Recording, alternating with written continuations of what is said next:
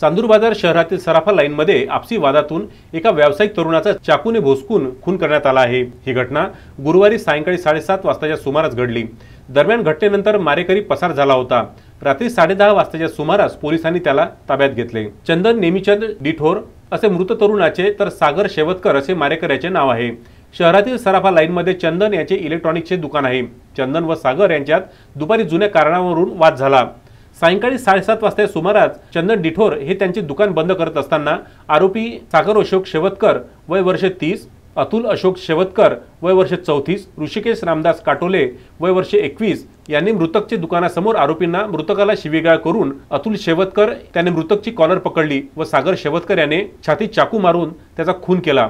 हे तिन्ही आरोपी घटनास्थळावरून पळून गेले। त्यामुळे परिसरातील नागरिकांमध्ये खळबळ उडाली। यावेळी काही उपस्थितांनी गंभीर अवस्थेत चंदन डिठोर यांना चांदूर बाजार येथील ग्रामीण रुग्णालयात उपचारासाठी नेले असता डॉक्टरांनी त्याला मृत घोषित केलं। पोलिसांनी घटनास्थळ व ग्रामीण रुग्णालयात येथे धाव घेत पसार झालेला आरोपीचा शोध घेण्यासाठी 3 पथक तयार करून याची माहिती वरिष्ठांना दिली।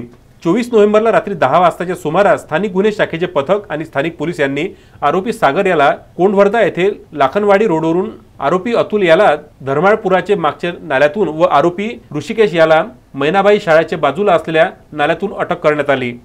बादल कुमार डकरे, विदर्भ न्यूज, चांदूर बाजार।